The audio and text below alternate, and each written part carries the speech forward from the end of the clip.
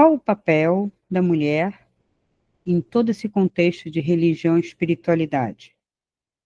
Existe religião feminina?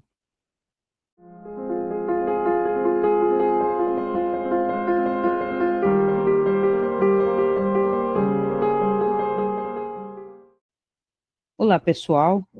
Então, a gente vai começar, junto com o Religião e Espiritualidade Narrativa, vamos ver o papel da mulher, já que eu estou criando, né, ele está quase pronto, quer dizer, já está criado, falta colocar na rede, né, na plataforma, o curso sobre o sagrado feminino, com práticas para o sagrado feminino.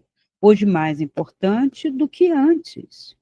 Do que antes, quando eu falo, século passado, século retrasado, onde, apesar de toda misoginia que a gente vê, e ainda hoje existe, de toda misoginia, de todo o contexto ocidental e oriental, sendo que o ocidental eu considero até bastante truculento, né? Com relação à mulher, hoje, acho que a situação está pior quando a própria mulher não se define mais. E quando o próprio sistema joga pela mídia fora que é impossível definir o que é ser mulher. Então, qual o papel da mulher na sociedade? Qual a configuração desse feminino? A gente não tem mais noção? Eu tenho um livro que está para ser publicado que chama Nascido de Mulher. Quem é nascido de mulher? Todos nós. Todos. Seja barriga de aluguel, seja barriga autêntica, barriga emprestada, o que vocês quiserem falar, é uma mulher que gera. A fecundação pode ser in vitro, mas a gestação é uterina. Isso não vai mudar, ainda que todos os cabelos de todos os homens, de todos os cientistas fiquem em pé, sejam eles homens ou não. Então, definir a mulher não é tão difícil. Mulheres não têm pênis. E acabou. Homens não têm útero. E fim de papo. Você pode botar peito de silicone, tirar peito de silicone, botar mais peito, menos peito. O homem pode botar peito, pode tirar peito. Qual o papel da mulher? Por que acontece isso e aconteceu isso? Porque toda religião resolveu demonizar o rosto feminino de Deus. Ou seja, quando foi criado nesse sistema, nesta religião abraâmica, a mulher foi quem fez o homem se perder. Bom, acho que ninguém tinha dúvida de que Eva era uma mulher, certo? Eva tinha peito, amamentou, útero, gerou um ser normal, uma mulher. Ah, mas perdida. Ah, mas fraca, foi induzida pela serpente. E mesmo assim, ela foi tentada tanto quanto o outro. Por que seria ela inferior? Por que diminuir o ser que deu origem ao próprio homem que condena o útero? Porque é o homem que engendrou a misoginia. Qual é o problema? Será que Freud não se enganou quando disse que a mulher tem inveja do pênis masculino, quando, na verdade, o homem inveja o útero feminino? A gente está vendo isso claramente. Não se trata de uma questão da sexualidade, como as pessoas falam. Cada um usa a sua sexualidade como bem quer e entende.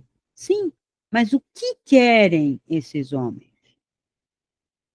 Serem respeitados por gostarem de homem, por se sentirem diferentes, querendo vestir saia, ou etc. Não, porque vestir saia, o homem já vestiu em Roma, o homem veste camisola na Arábia toda, aquelas camisolões, aquilo é uma saia, é um vestidão, tubinho. Na Escócia, na Irlanda, também já teve, os kilts. Então, qual é o problema? Você quer botar saia? Coloca saia. É esse o problema? De moda? Não. Quer pintar unha? Pinta. Se você acha homem pintando unha, beleza. Fazer cabelo, amaciar a barba, fazer limpeza de pele, faz. Mas o que é ser homem? Porque, assim, se não se define o que é ser mulher, eu não posso definir o que é ser homem. Porque um se define por contraste com o outro. Se eu não defino um, eu não vou definir o outro. Mas toda polêmica está. O que é ser mulher? E veja, se existe um outro ser sendo engendrado por ciência, sistema e loucura humana, ainda assim é um terceiro elemento. Nós temos o homem, com o seu banheiro e seus direitos. Nós temos as mulheres, com o seu banheiro e seus direitos. Como temos os outros, com os seus direitos. Outros. Agora, outros dentro do banheiro feminino é descaracterizar e desrespeitar o feminino. E qual foi sempre o papel colocado ou historicizado da mulher, né? Então, para começar essa série sobre o feminino, que eu poderia falar até da sexualidade dentro da religião, mas eu prefiro falar do feminino. Afinal de contas, quem inventou toda essa história foi Abraão, foi um homem. E a esposa? Nada falou. Silêncio. O homem sempre se relacionou para ter descendentes. Por desejo também. Por poder também. Quando essa mulher, ela tinha bens, terras, como rainha ou princesa, ele sempre se relacionou. E o amor fraterno entre os iguais sempre existiu. Hoje você não pode falar disso, que não existe. Mas é hoje. Hoje eu não posso ver o amor de Aquiles pelo seu primo ou sobrinho. Eu não posso ver o amor de Alexandre por seu amigo, porque eu aqui, no século XXI, tenho o sexo na cabeça. E vou sexualizar lá do outro lado. Não é que lá era censurado, é que aqui está confuso, liberto, né? Não é liberto, é libertinagem, liberado demais, que se perde. Quando eu não tenho uma definição, eu me dissolvo. Quando eu não tenho uma definição, eu me perco, eu perco o fio da minha meada. E eles correm para legislar antes de conscientizar ou de entender o fenômeno. Isso é absurdo. Uma coisa é você ter leis sobre reais discriminações de gênero, no sentido de homem e mulher, raça, que já tudo isso é meio absurdo, né? Já deveria ter uma ética garantindo isso. Mas vamos dizer que a ética não entrou, que a educação não se fez, que o preconceito contra o diferente, de uma religião diferente, eu não admito uma religião diferente, mas quem começou com isso foi Abraão.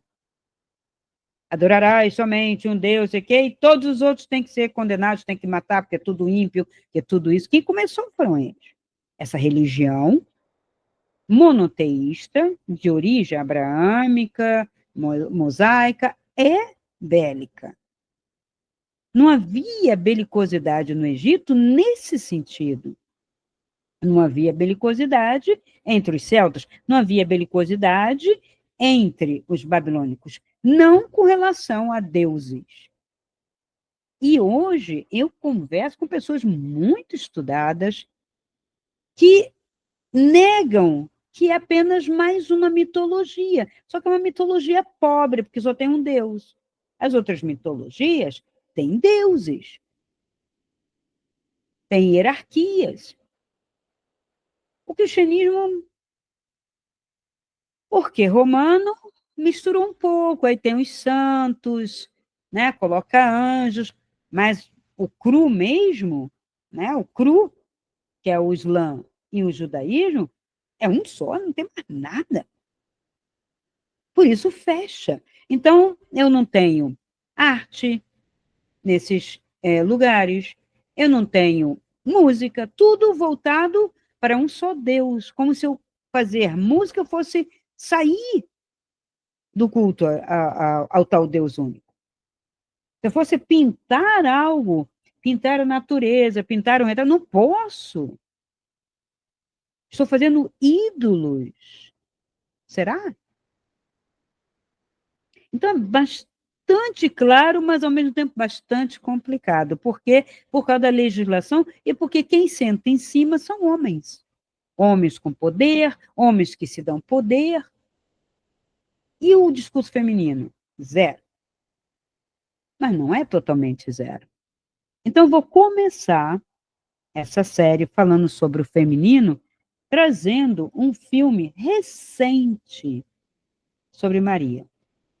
Aí, mais uma vez, as desculpas para se fazer um filme de um personagem histórico, querendo ou não. Se Jesus é histórico, Maria é histórica.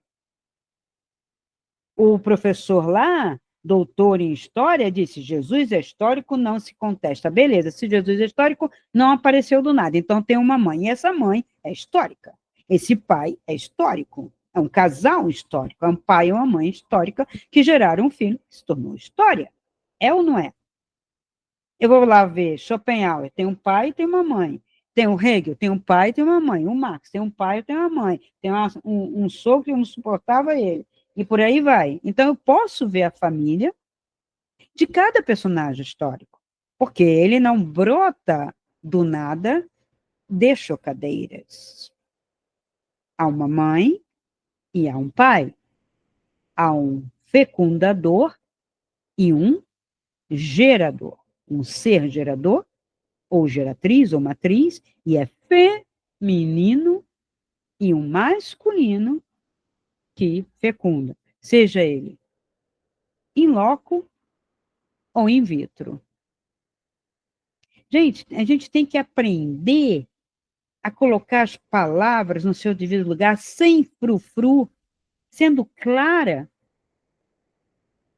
porque aí simplifica.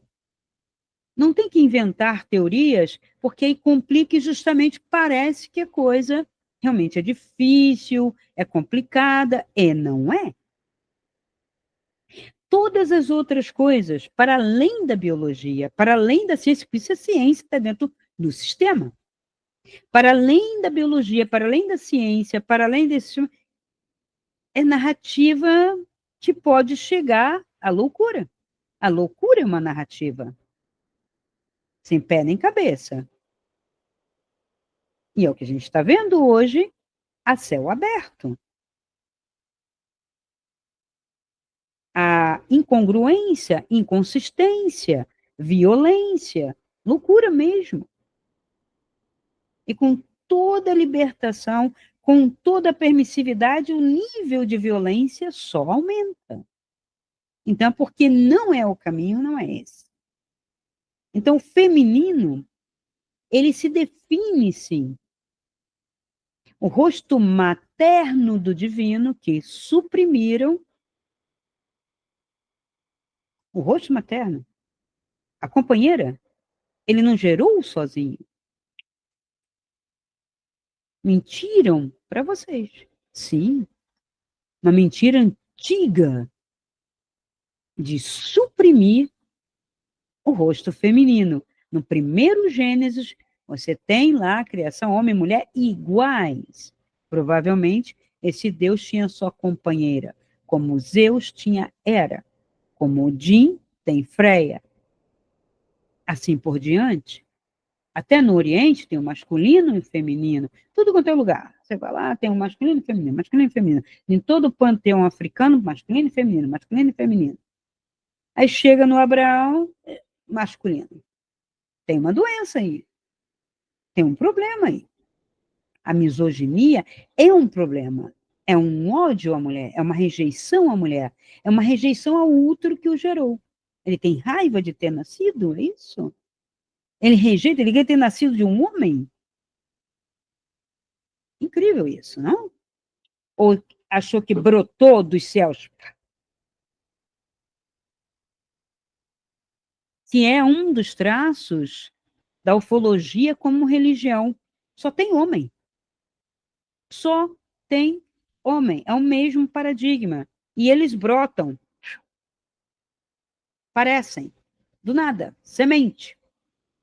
Não, sem semente. IA. Inteligência artificial. Robôs. Não dá para definir isso. Não dá para acreditar nem aceitar.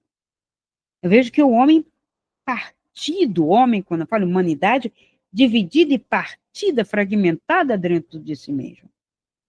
E a religião está aí, secular, esta, né, que nos define, como todo mundo fala, no Ocidente, essa que influenciou a história, que influenciou a arte, que influenciou a música, influenciou, permitiu, né, propiciou, por permissão, porque do outro lado, no lado judaico, não era permitido, como no lado islâmico. Então, com a permissão, lado mais emocional, por causa da figura do Cristo, ou de Jesus, ou de Yoshua, Yeshua, o nome que vocês quiserem dar, já inventaram outros nomes também, e que importa nome, né? Vamos falar o Cristo, que é o iluminado. Ele era amoroso. E no seu amor de perdoa aqui, perdoa aqui, compreende ali, aceita ali, ajuda ali, estende ali, a religião cristã, por mais que judaico-romana, ela teve um toque dessa seita, e no século XII, mais um toque, quando veio o movimento resgatando o feminino. E por quê? Vocês sabem que Maria é resgatada? Porque toda a Europa cultivava uma religião ligada à terra, à fertilidade, à água, à chuva e à terra. É o lado feminino de toda essa criação. O ar e o sol, né, a luz, o vento, o fogo masculino, gerador, destruidor, mas trazendo luz, conhecimento, mas quem recebe? A terra. A terra é feminina. Pisamos na terra, a terra nos dá o alimento. O feminino alimenta. Então, ela gera, está lá o útero, e ela alimenta, estão os seios. Só que tem mulher que quer cortar os seios fora e arrancar o útero para ser aceita numa sociedade misógina. É triste isso. É triste a gente ver uma mulher querendo ser homem, e vice-versa. Se fosse tirar a foto Killian, vocês iam ver a energia das mãos, se eu tirar a mão, a energia estaria assim, ó, um preto no meio e uma para cada lado, que é a rejeição a si mesmo. Eu vou fazer um vídeo só sobre Killian, para trazer para vocês com as imagens, quando a pessoa se rejeita. Ela tem raiva de ser quem ela rejeita o corpo, rejeita o cabelo, rejeita a pele, rejeita a cor do olho, rejeita tudo. E hoje a gente vê cada vez mais isso. Então, fizeram um filme, mais um filme sobre Maria, mais uma tentativa de fazer o quê? Diz o diretor, que não foi ele que escreveu, o diretor é D. J. Caruso, diz ele que é uma figura tão interessante, que nunca ninguém olhou para ela como deveria ser humanamente, e que ele queria ver Maria na sua infância e adolescência lá. Primeiro que esquece a adolescência. A adolescência é uma invenção da psicologia no final do século XX. Eu fui criança, puberdade, depois virei jovem. Quando eu já estava entrando na faculdade, inventaram esses troços de adolescência. Eu falei, que é isso? Não, porque a adolescência é aquele... Gente, não inventa, isso é fatia de mercado. E é. E agora, tem mais, isso em tudo dos Estados Unidos, gente. E a gente copia tudo, que nem macaquito. Aí, agora, Young Adult, quer dizer, ele não é um adulto, porque ele não consegue assumir. Então, ele sai de uma adolescência e não vira adulto. Quando que ele vira adulto? Nunca. É aquela fruta verde, verde, verde, cai, tá podre. Não amadurece. Porque para amadurecer, tem que aceitar os reveses da vida naturalmente, tirando força de dentro de si, lutando contra si mesmo, sua preguiça, sua fraqueza, sua debilidade, sua ignorância, sua insensatez. Lutar contra isso que você reconhece dentro de você. Não sai todo mundo criado forte, herói. Acho que foi muita história em quadrinho, muita Marvel na cabeça, que deu esse complexo. Eu não sei a resposta para tudo isso, mas que eu tenho uma estupefação e fico bem espantada mesmo com tudo isso. É como se você dissesse que aquela flor vermelha que está ali não é vermelha, não pode ser vermelha, sabe? Tem coisas que não é para se perguntar, para se aceitar. A abóbora é laranja, ou cor de abóbora, cor de abóbora e cor de laranja, é quase igual, né? Está ali a cor, está ali o verde, ou então você fala assim, é essa cor, cor da abóbora, cor da planta, cor listrada. Pronto. Os problemas são os termos.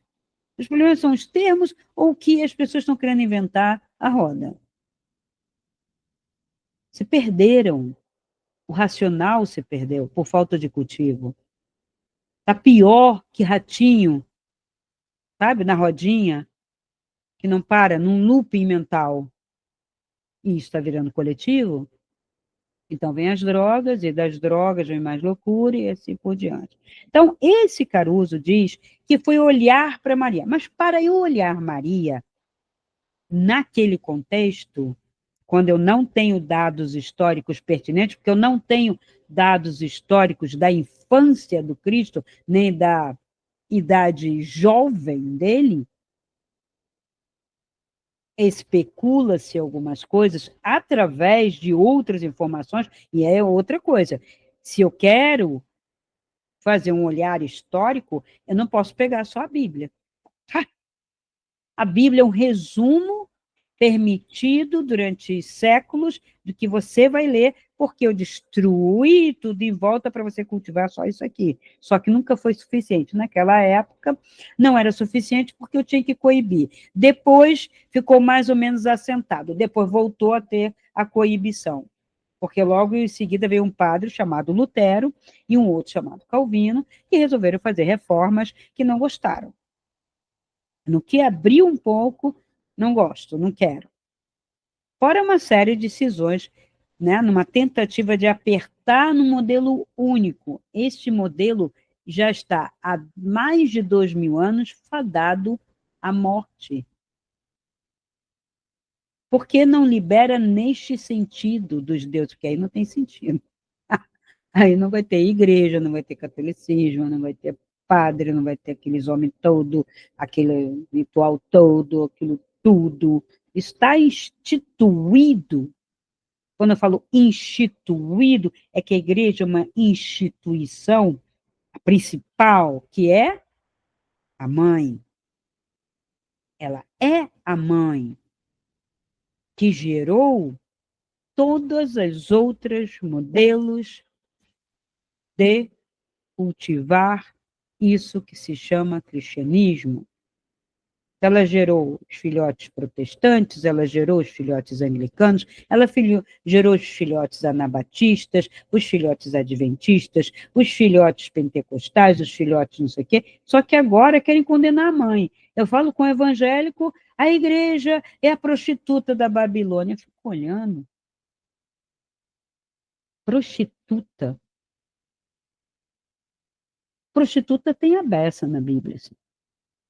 Mas quem prostituiu? A mulher se prostituiu e tentou o homem, ou o homem prostituiu a mulher quando negou a ela tudo? Hum? A mulher tinha que, quando ficar viúva, morrer de fome, deixar os filhos morrer de fome, é isso? Porque ela não pode trabalhar, ela não pode estudar, nunca pôde. É de uns tempos para cá que a gente tem isso. Não vou dizer que não temos nunca, mas com o sufragismo, primeiro movimento feminista, pelo voto, pela participação, já tinha instrução, só era permitido,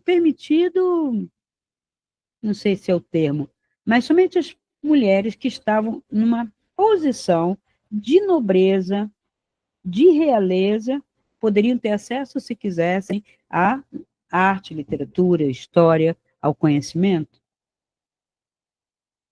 Mas veja, o povo também nunca estudou, obrigatoriamente não. Inclusive no Brasil é obrigatório e tem lugares que não é obrigatório e por isso não se estuda. Quando que começou a figura da escola? Como isso se constituiu? É só olhar para a França, olhar para a Europa, Espanha, Portugal, depois Brasil, em séculos atrás. Quem lia, quem estudava, quem produzia? O romantismo vem tentar resgatar isso. De um povo que pudesse ler, que pudesse participar, pudesse ver, né, pelo menos, o que está acontecendo, mas a maioria, e principalmente o campo, independente de ser mulher ou homem, o campo, a área rural, não se alfabetizava. E não é só aqui, em diversos lugares do mundo ocidental e ainda no mundo oriental também. E ainda hoje também. Pensa que a maior parte do campo chinês é alfabetizada em chinês? Não. Todos esses dados são muito mentirosos para gerar investimentos. Eles só são mãos, braços, pernas que produzem. Não precisam pensar, não precisam cultivar. Tem só que obedecer. E para obedecer, não preciso estudar. É informado oralmente e pronto, obedeça por isso, por isso, por isso, vai, canta hino, faz isso, faz aquilo, é doutrinado na escola primária e depois acabou. Fora. Vai produzir. E assim, tem sido durante muito tempo, e claro, nós temos um reduto na Terra, que se constituiu ali, dentro da Europa, que o mesmo não se constituiu em quase toda a África, em quase toda a Ásia, as Américas também não participaram disso, vieram colocar isso depois, que é uma cultura de civilização específica. Então, ele precisaria olhar para essa mãe, para essa mulher, esquecendo que ele está no século XXI, para olhar lá, como se sentiria Maria, qual era o contexto? Ele não fez isso. E o roteiro, né, isso defendeu o diretor, porque filmou assim o assado. E um roteiro escrito pelo esse Timothy Michael Reis foi péssimo. Ele fez uma salada. Então, assim, Herodes aparece lá, né? O Anthony Hopkins e tal, aparece como malvadão. Todo mundo sabe que Herodes não era flor que se cheirasse, é um rei, Tipo absolutista, fazia acordo com Roma. Claro, qual poder não faz acordo com outro poder? A gente está vendo aqui. Lula, Putin, presidente lá da África do Sul, né, fazendo acordos, da Índia, aí China, que é um exército, é o general do exército. Eu não quero exército aqui no meu país, mas eu faço acordo com o general do exército daquele outro país, que também é truculento. Quer dizer, são acordos entre poderosos, por mais que você goste ou não goste. Então, a Judéia caiu na mão de Roma, por quê? Porque Roma tomou tudo, gente. Roma tomou Grécia, tomou todo o norte da África, tomou o Egito, tomou tudo. O império, ela não era imperialista quando ela se tornou imperialista em 27, alguma coisa assim antes de Cristo, ela tomou conta de tudo, engoliu a Grécia, absorveu o que podia da Grécia, o grego continuou grego, mas muitos gregos foram escravizados, no norte da África também.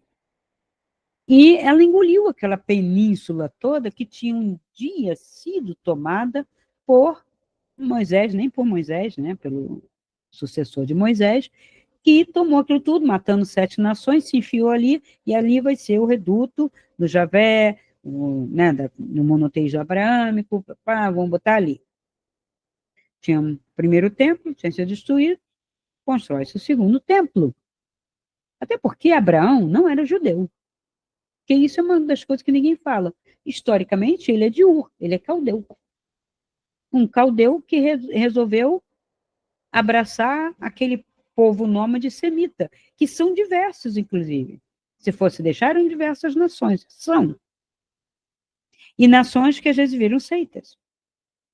O judaísmo também nunca foi essa unanimidade. Não existe unanimidade. A história, ela passa uma mesma tinta cinza para você ver como se tudo fosse unânime, mas é tudo fragmentado. Quando você vai nos detalhes, você vai estudar mesmo, fala, ué, por que isso não está no livro? Por que isso aqui não está no livro de história? Por que isso aqui não é ensinado? Porque eles querem uma uniformidade, uma só versão.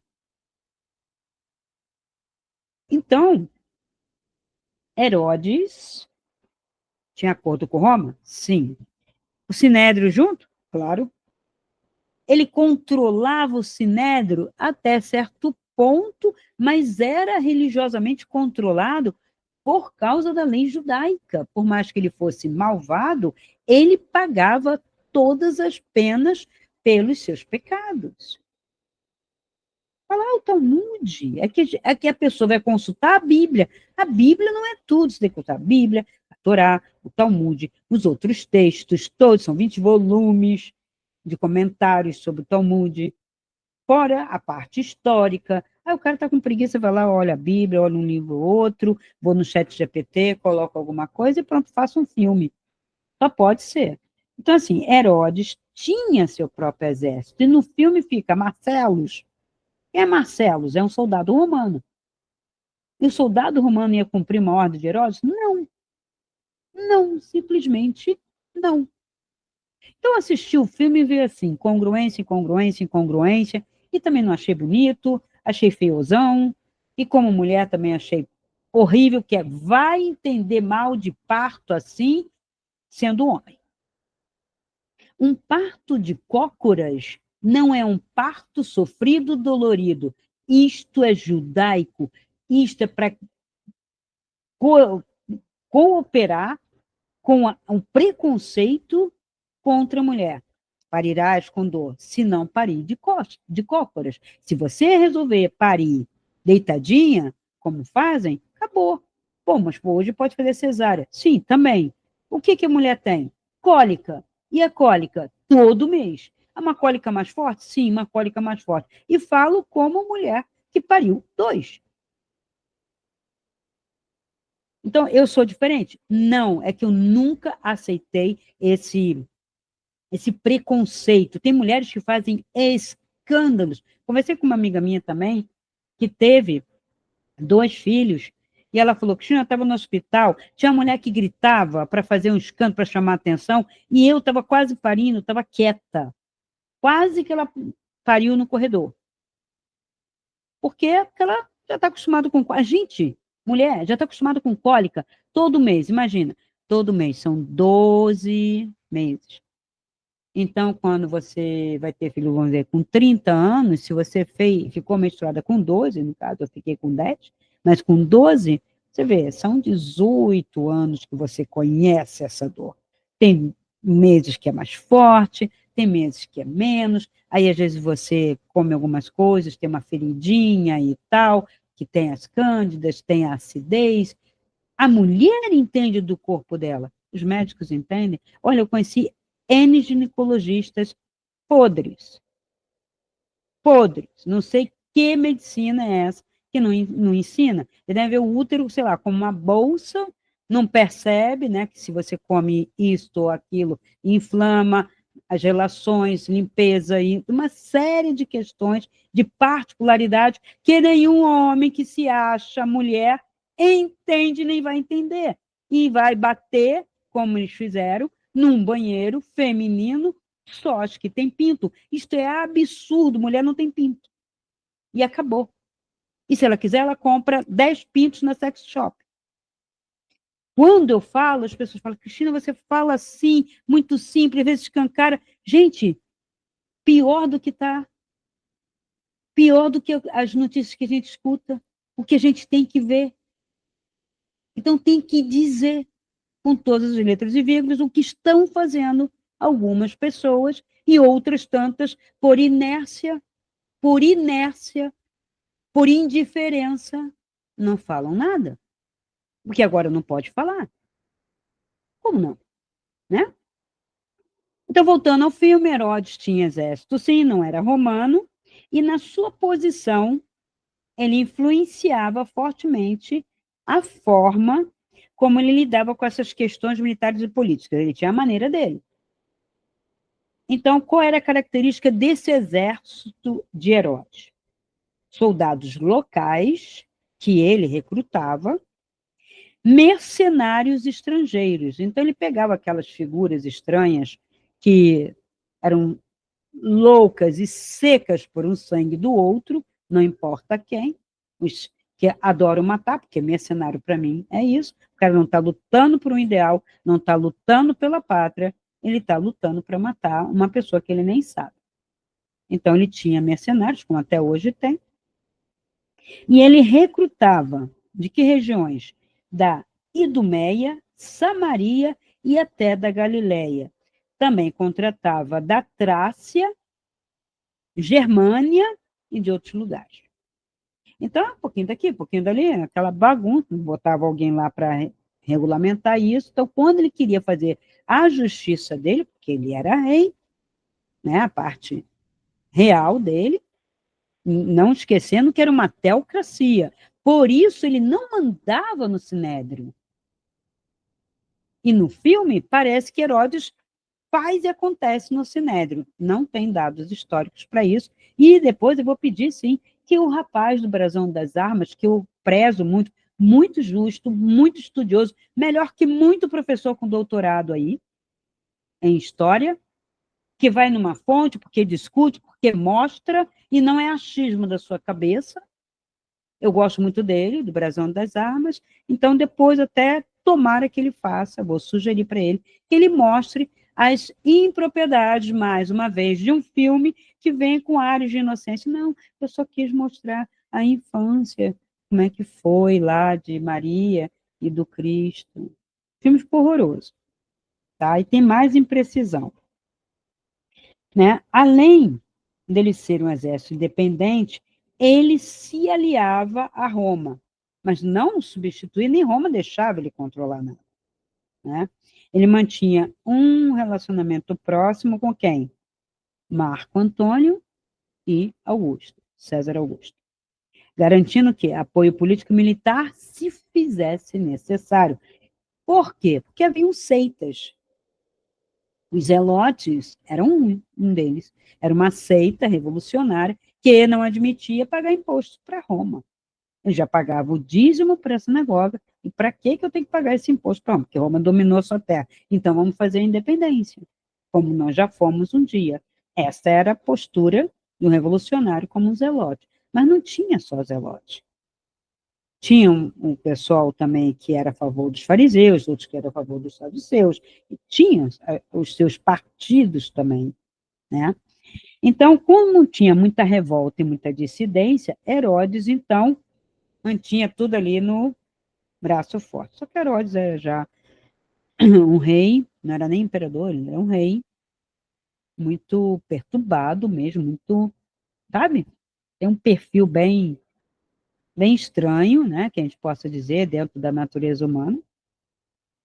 E todos aqueles que rejeitavam a sua autoridade ou consideravam ele um traidor, ele passava a espada. E veja, como o Herodes sabe que judeu não derrama sangue, judeu, que é um crime hediondo, não matarás, os mercenários podem matar, eles não são judeus. E o fato dele dar ordem, ele achava que como ele não estava pegando lá no, sabe, no concreto, ele não tinha que pagar. Mas quem ele matou pela própria espada, aí ele pagava, e pagava caro para o Sinédrio perdoava, porque o princípio da religião judaica, principalmente do farisaísmo, é que você cultue o Deus, que ele vai te perdoar, você vai lá, vai dar pombinho, vai dar quatro patas, você vai derramar não sei quanto sangue, vai ficar lá em jejum, vai se rasgar até as vestes, vai jogar cinza, todos esses rituais para ser perdoado, porque assim o judaísmo colocou que Deus se agrada, porque você está adorando, está pedindo perdão a ele, é isso que importa.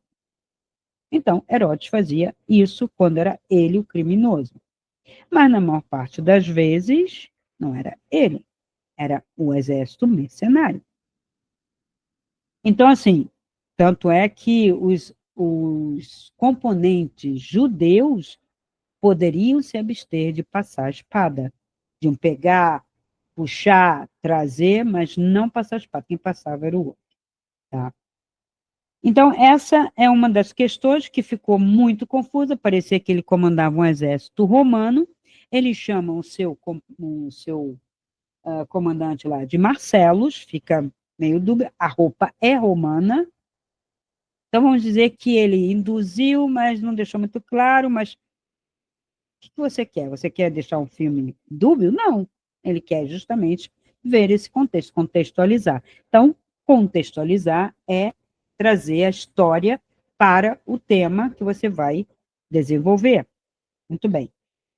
Existia uma escola de mulheres dentro do templo de Jerusalém, no tempo de Herodes? Não, não tem nenhuma evidência. Por quê? Era um local masculino. A mulher nem sabia ler, nem era dada isso. Não há nenhuma evidência, nem histórica, nem arqueológica, que indique a existência de uma escola formal para mulheres, ainda mais dentro do Templo de Jerusalém, no tempo de Herodes, nem antes nem depois. Não tem. O templo era organizado de uma forma hierárquica altamente segregada, que refletia a estrutura religiosa e cultural do judaísmo naquela época. E aí ele inventa que ela vai... Aí inventou uma roupa, uma trança, parecia aquelas de Aia, lá daquele romance louco lá, que uma mulher que escreveu, das aias e tal. Aquilo é uma coisa cristã, com conventos, com mosteiros, né? Enfim. Qual era o lugar das mulheres? O pátio das mulheres, que era o lugar mais próximo do templo, tá? Ezrat Nashim, era o espaço onde as mulheres poderiam ficar um pouco perto para facilitar a participação ao culto. Elas podiam participar de certos rituais, mas não avançavam. A educação religiosa formal, no período do Segundo Templo, era dominada por homens, ocorria em sinagogas ou escolas associadas a fariseus e escribas. as mulheres aprendiam em casa. Por muito cuidado, muito zelo. Porque se acontecesse alguma coisa, o cara era apedrejado, a mulher era apedrejada, e pode acontecer entre mestre e discípula, muito comum. A mulher acabar tendo atenção e ser admirada, e o cara admirar ela pela sua juventude. Até hoje acontece. Então, ela aprendia, quando aprendia em casa, e se selecionava o que ela aprendia, se ela aprendia a ler um pouco, e aprendia contas, contabilidade, se ela fosse ajudar em negócios, tá? Mas não havia nenhuma estrutura, não tinha nenhuma deusa. Não tem, não tem. Qual era a função do templo? O templo de Jerusalém era um centro de culto sacrificial, sacrificava-se animais diversos, e adoração a Deus. Não era um local de ensino, era um local para se colocar por obrigação a palavra, para você fazer, se arrepender. A instrução religiosa, quando ocorria, era informal, feita por sacerdotes ou levitas, mas sem foco em nenhuma mulher. Como que a mulher aprendia? Por causa dos gregos, que lá circulavam algumas escolas perto do deserto, então tinha a escola essênica, uma outra escola, mas nem todas permitiam mulheres, tá? Então, as influências culturais helenísticas promoveram algum grau de inclusão em certos aspectos da vida pública. Veja, a Grécia permitia, que a Grécia não sofria com essa misoginia. A Grécia nunca foi monoteísta. E tinham as deusas Atenas, Perséfone, Hera, Afrodite e outros tantos, Deméter.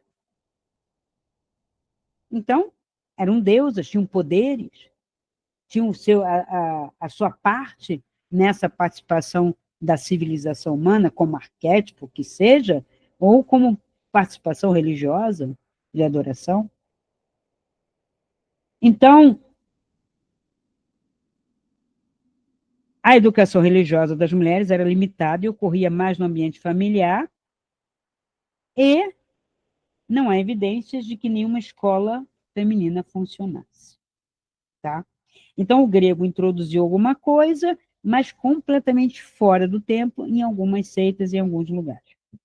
Outro problema que acontece é com relação aos animais. Os cavalos eram animais caros, e cavalos no deserto é complicado. Então, existiam cavalos e carruagens? Sim. Eram utilizados pelas classes sociais mais altas e realeza. Maria, José, Ana, Isabel, cadê o humildezinho que nasceu na manjedoura, papapá? Porque eles eram, como fosse hoje, uma classe média baixa. Tá? Então, militares usavam, claro, para lá, para cá, para lá, para cá, romanos e esses mercenários. Cavalo era usado para isso, e comerciantes ricos que puxavam, né, toda a carroça, toda a mercadoria. Então, não era comum. Para a família de José, que era humilde, é muito provável que ele tenha ido como? No burrico. Inclusive, a imagem de Jesus entrando, né, depois de adulto, já para fazer a sua pregação de 30 a 33 e tal, em Jerusalém, é no burro, e está, inclusive, nos profetas. E não era nada demais, não era ser humilde, era como ele andava. Por quê? Porque ele estava próximo dos mais humildes. Ele não veio para os reis, ele não veio para os ricos. Não estou abominando a riqueza, mas estou dizendo que a mensagem era esta, para se olhar para a simplicidade e dar a chance deles também serem acalentados por isso. pela saúde, pela riqueza, pela prosperidade, pelo saber. Essa é uma mensagem de amor. Amor é inclusão. Mas eu só vejo uma inclusão como exclusão, como as pessoas estão fazendo ainda hoje. Então, cavalos e carruagens eram exclusivamente desse pessoal. Provavelmente, quando ela teve que fugir para o Egito, depois do nascimento, ou mesmo quando ela foi para lá, ela foi no lombo de uma mula, de um burro, alguma coisa assim, não foi nem cavalo, porque para andar pelas areias do deserto é complicado. Tá? A fuga do Egito dá mais ou menos 120 a 150 quilômetros, dependendo do trajeto, passa por desertos e caminhos bem complicados. Portanto, carruagem neca. E o filme mostra isso. É só na cabeça do DJ lá, Caruso. José e Maria viajaram de uma forma modesta para não chamar atenção, inclusive, né? Com um burro para carregar Maria os suprimentos, senão não aguenta, o José vai a pé, tá? E eles teriam viajado desta maneira. Quando Herodes manda matar os primogênitos até 2 anos, inclusive, não se esqueçam que é algum tipo de, de hábito, não vou dizer de hábito, de punição já pensada pelo judeu, porque quando Moisés está livrando o pessoal do Egito, o que ele faz? Ele também mata primogênitos. Ou, em nome de Deus, ou o Deus mata, qualquer coisa assim. E só livra a cara dos judeus. Tanto é que morre o filho do faraó, que seria sobrinho dele. Só que como ele não considera de sangue, então ele não estaria matando derramando um sangue judeu. Então, se já se matou primogênito, novamente a ideia é comum, não é tão diferente. Se Deus mandou fazer isso, eu posso também fazer isso. Então, Herodes manda matar os primogênitos. No filme, ele não teria matado, quer dizer, uma hora parece que matou, depois, outra hora, aparece o palácio de Herodes cheio de bebezinho, como se ele não matasse ninguém, não pudesse matar. Então, ficou dúbio, é um furo, porque foram mortos mesmo, pelos soldados mercenários, e ali aparece que não. E aí, como se ele tivesse sido enganado. Ele quer o verdadeiro que ia substituir, que é da profecia de Isaías, tá? Que já corria na época. Então, o massacre de inocentes é conhecido no Evangelho de Mateus. É ou não é uma referência? Tá, mas se eu não tenho outra referência, essa é a minha referência. E ele recebe a visita dos tais reis magos, você vê, tem reis magos, também a astrologia deve ter sido banida pela igreja por causa disso, né? Porque isso é mais velho que o mundo, astrologia na China, astrologia na Pérsia, astrologia no Egito, astrologia entre os árabes, que é uma ferramenta de autoconhecimento e de previsões, mas sérias, tá, gente? Sérias. Coisas que realmente vão impactar num coletivo terrestre. Mas aí fica parecendo que uma luz é a nave, Jesus é extraterrestre, nada disso. Mas, ainda bem que o Caruso não colocou só lá a estrela brilhante, que é uma conjunção de planetas, como aqui já teve um alinhamento de planetas, todo mundo viu, né? Saturno e Netuno, aqueles planetas maiores, principalmente Júpiter brilha muito à noite, num alinhamento junto com Saturno, você começa a ver muita luz. E se a Lua passar por cima, ou se Vênus ali estiver passando, naquele momento, cria uma luz muito intensa e dá a impressão, porque a gente está distante, embora estejam, né, a gente está longe do fenômeno, e eles estão distantes lá, mas vão jogar uma mesma luz. Então, parece uma luz só, quando, na verdade, é uma conjunção de luzes. Tá? E aí aquela coisa que ele teria nascido o rei dos judeus, porque assim foi interpretada a profecia de um profeta Isaías. Tá? Então, o local do massacre é Belém e os arredores, né? Eu não sabia onde está. Quem executou a ordem foi soldados de Herodes. Foi feito assim, né, por esse exército mercenário.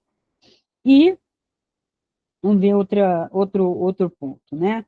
Ele quis fazer isso, né, porque ele temia ser deposto, embora ele tivesse filhos que ele já estava velho e que ele ia embora.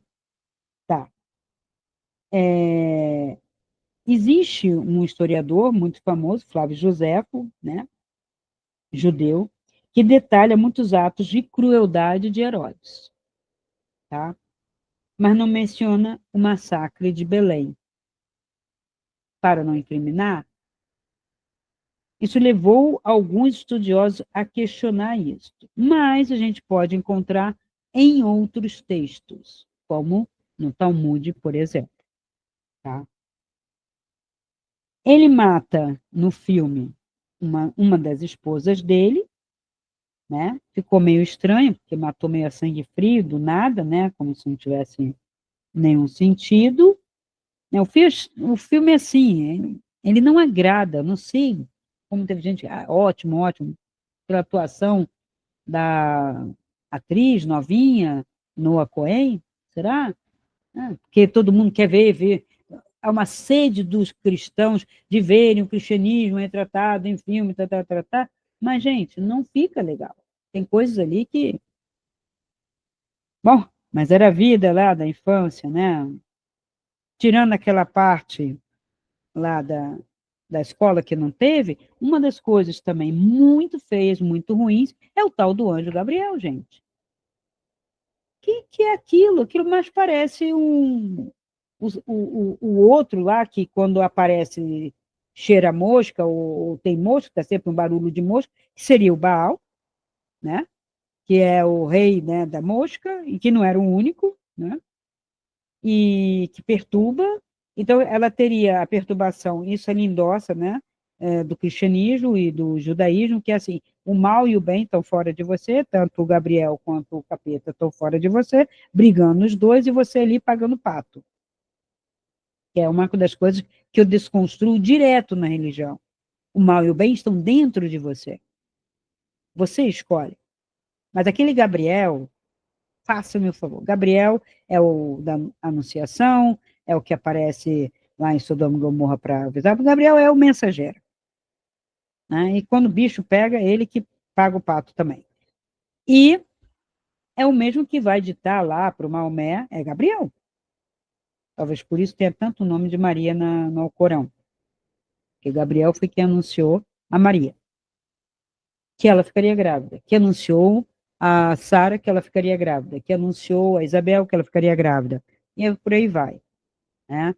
Acho que as mulheres que querem ter filhos poderiam pedir a Gabriel. Às vezes elas ficam pedindo para outros, talvez Gabriel seja aquele que anuncia e traz a possibilidade da maternidade. Vai saber. Né? Então, ela está com o Gabriel. Gabriel é um anjo feio, assustador, não tem criança nem adolescente que olhe para aquilo e fala assim, eu vou seguir uma voz daquela. Já teve filmes e livros que trataram disso de uma maneira mais bonita e mais suave. Veja, é um anjo, gente. É um mensageiro, tanto é que ele some lá, deixa um pedaço da roupa dele, uma hora, daqui a pouco desaparece. Então, faz uma coisa mais, sabe? Nós estamos perdendo o senso de beleza e leveza. Aquele Gabriel é pesado, é denso. Até o olhar dele assusta. Fora as mãozinhas dele, fazendo uns gestos que você nem entende o que é aquilo.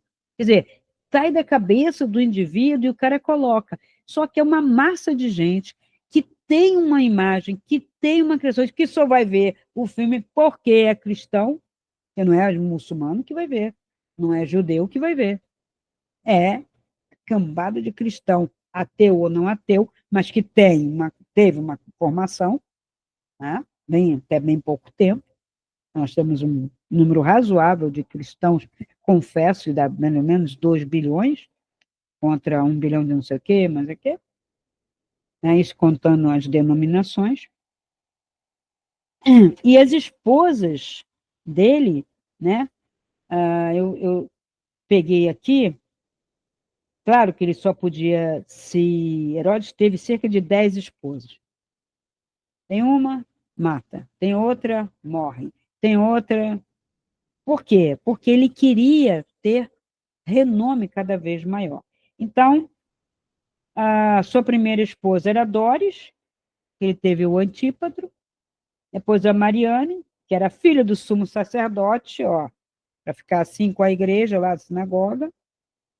Maltasse, uma mulher samaritana, mãe do Arquelau e o Herodes Antípatro, que são os dois que vão substituir ele. E essa outra Mariane, que ele mata ali, ela também era importante, era da realeza, só que foi executada por ordem dele, porque parecia que ele tinha uma obsessão pessoal e uma paranoia política que marcava a sua personalidade. Então, são dados, né, que a gente retira de alguns textos históricos. E agora, tem uma cena que ele pune um sacerdote publicamente com uma coroa de espinhos, aquela ficou podre, numa associação à coroa de espinhos que foi colocada no Cristo. Era um hábito? Era um hábito romano? Era um hábito judaico? Sempre foi dito que era uma coisa que, às vezes, eventualmente, como castigo, um romano faria. Mas não tem muito sentido, né? E essa coisa de punir um sumo sacerdote na frente de todos, que ele enfia a coroa e cega ele, né, os 2 olhos que fura, né? Eu achei muito estranho, não histórico, tá? Ele chegou a executar alguns líderes religiosos e sacerdotes, como Aristóbulo III, tá? Que foi afogado por ordem dele, ele nunca metia a mão, né? Evitava meter a mão. Por que ele matou a esposa? Porque a esposa não era judia, ele podia matar. Então, ele é conhecido por punições severas, execuções, e não com humilhações simbólicas ou públicas, como, por exemplo, colocar uma coroa de espinho. Ele não fazia isso, ele era extremamente prático, ele se intitulava o rei que fazia. Eu faço acontecer. Tinha orgulho. A coroa de espinhos está associada realmente à humilhação, ao Cristo, para ser humilhado, porque cismaram que ele tinha dito que seria o rei dos judeus, e não foi ele, né? E a, a questão da perseguição, como foi feito, né, como se tivesse sido muito exposto à gravidez de Maria, como se ela não tivesse um recolhimento, como se ela não soubesse, não tivesse falado para José, olha, aconteceu isso, eles eram pessoas ligadas a um misticismo até, do judaísmo que tem, né? Toda religião tem o seu lado, né, mais místico, apesar de toda a questão política tem um lado, né, até o cristianismo, né? Toda a política de Roma tem lá os místicos, né, que fazem um caminho. Então, no Evangelho, a gente tem que José repudiou-la secretamente. Não, não sei de José novo, né? Então, as controvérsias históricas de se José era mais velho do que ela, se ele já tinha filhos e era viúvo, e então tinha filhos e ela fica junto e junta mais filho, por isso irmãos, ou não, quer dizer, isto não vai se saber, nunca vai se, vamos dizer, destrinchar historicamente, porque mesmo que a gente tivesse um dado desse, veja, esta figura, este casal, associado à figura do Cristo, já não é mais um José comum, uma Maria comum, filho lá de Joaquim, que seja, ou de outro, mas sim os progenitores que permitiram a vinda de um ser que fez, e até hoje está aí, né, a lembrança desse personagem histórico, Então, eles são historicizados e criam uma importância que talvez não tivesse se só tivesse seguido a vida deles, ou o Cristo não tivesse feito o que fez, ou mesmo os discípulos. Porque, no caso também, a gente tem a continuidade. Porque se ele morre, como foi feita essa continuidade se vários fugiram? Quem ficou na crucificação? Maria, Madalena, Marta, a outra Maria, Miriam, quer dizer, só mulherada, que não fazia nada, e João. Mas João fez tudo sozinho? Não. Pedro fugiu. Pedro fugiu para fazer uma libertação de Jerusalém, de todo o mundo judaico, de Roma. Ele vai para Roma para fazer revolução lá.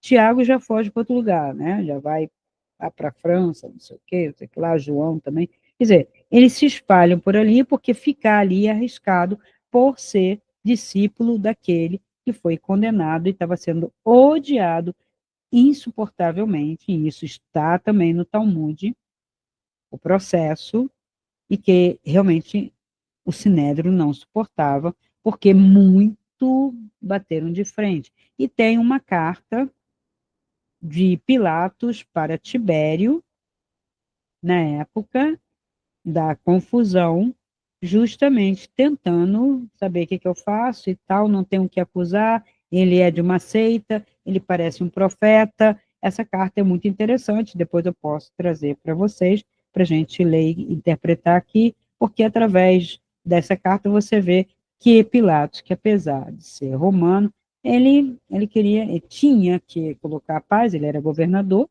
ali daquela península, governador de Roma. O rei era dos judeus o acordo com Roma, ou seja, tudo para controlar aquilo ali para Roma. E o Sinédrio era a religião permitida, né? E como o Sinédrio condena, pega e vai pedir a Pilatos a condenação, porque eles não podem derramar sangue judeu. É isso que vocês, às vezes, não entendem. Eu falo com pessoas, mas por quê? Por causa disso. O não matarás é levado ao pé da letra, porque isso é muito arriscado. Vai que ele é um profeta, vai que ele é judeu, ninguém duvidava. Ninguém duvidava. Fosse ele Galileu, saduceu, mas ele era judeu. E Maria era judia. E José era judeu. Então, não posso derramar com a minha mão, mas posso condenar e pedir que alguém mate, que é a mesma coisa que o Herodes fazia. Eu não posso derramar o sangue, mas o cara lá da Trácia pode, o cara lá da Germânia pode, o outro lá do outro país pode, até mesmo, eventualmente, o romano. É que o romano tinha pouco, porque já desembarcava tudo para as legiões. Né? Então, por que, vocês podem perguntar, por que eles fazem isso? Por que eles fazem essa confusão toda? Porque pode mexer e remexer com a religião cristã, com os símbolos. Claro que essa não foi das piores, mas tem incongruências, tem inconsistências, não tem um filme bonito, né? Ou então é aquelas coisas piegas, com um viés muito religioso. Para você fazer um filme histórico e poético, você tem que pesquisar muito. E a preguiça parece que campeia hoje. Ah, ele quis botar atores israelenses. Legal. Tem gente criticando, mas eu acho legal. Por quê? Porque, afinal de contas, eles têm um perfil bem mais próximo do que a gente sabe que era um judeu. E o Cristo era daquele jeito, né? Tinha o nariz, a sobrancelha, o cabelo, ou do cabelo preto e tal, embora haja uma descrição é, da figura do Cristo com olhos cor de azeitona, que acontecia, sim, né? Que era uma cor meio verde, verde escuro, e que ele era alto para o comum ali. Por quê? Maria não estava com José? Estava, mas aí são a parte do DNA transdimensional que eu falo para vocês, que realmente existe. Tem o DNA físico, tem o DNA local, todo regional, e traz a parte transdimensional, que é toda a sua história. Ora, se ele representa alguma transcendência, essa transcendência também atuou sobre ele desde sua formação, ok?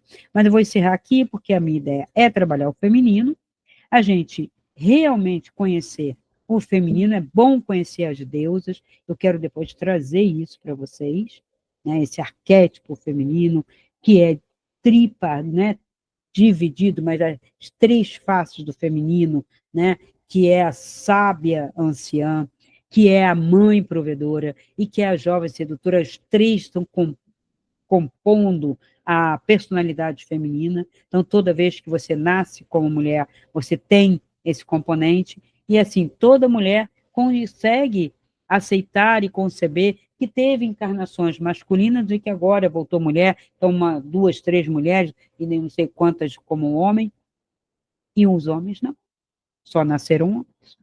E agora estão aí tendo crises, dizendo que são mulheres que nasceram em corpo de homem. Então, é uma coisa muito louca, porque para você se sentir mulher, você tem que saber o que é mulher. E como não se define o que é mulher, como é que você pode dizer que você se sente mulher ou se percebe mulher, se nem ninguém define isso daí? Né? Então, isso é um problema sério, a gente está passando por um problema sério, criando uma crise de identidade maior do que a gente já tem, né? De estar aqui numa terra, sozinho, isolado, no universo, sem resposta de um Deus que é escondido, um Deus que ninguém vê. Isso, estou falando na massa, no senso geral. Quem faz o caminho de espiritualidade sabe que não é bem isso, tá? Então, vou trazer o feminino, né? Tem a cura do sagrado feminino. Particularmente, esse trabalho é para mulheres. Acessem, sim. Assim que tiver o link, eu vou colocar, tá? Está praticamente pronto lá, porque a plataforma, né, exige algumas coisinhas e está sendo visto isso. Talvez já na próxima semana esteja disponível. E as meditações são fabulosas para que vocês se harmonizem com o feminino de vocês, ok? Então, no próximo vídeo, eu vou trazer as prostitutas da Bíblia, que foram chamadas de prostitutas, e por isso foram enaltecidas, e as outras mulheres, as que não são, mas que também não são submissas, porque eu não tenho que ter somente essa dicotomia, ou submissa ou vadia. Não, eu tenho possibilidades de empoderamento e a gente sabe de histórias, histórias, histórias, histórias, múltiplas histórias de mulheres, mas você tem que cavar porque os homens vão lá escondendo daqui e dali por causa do patriarcado. Mas não preciso me prostituir para me empoderar. Não preciso negar meu corpo para me empoderar. Não preciso virar um homem para me empoderar. Então, é isso aí que eu quero trazer muito seriamente, com seriedade da minha espiritualidade e é no viés da espiritualidade prática. Então, o sagrado feminino, para você entrar em contato com o arquétipo, conhecer as deusas e encontrar o seu arquétipo, ok? Então, até o próximo vídeo. Se esse vídeo ressoa com você, dê o seu like, comente, faça sua pergunta e compartilhe. Assim poderemos alcançar um número maior de pessoas e ajudar o canal a crescer. Essa luz é para todos nós. Ajude-nos a iluminar essa rede.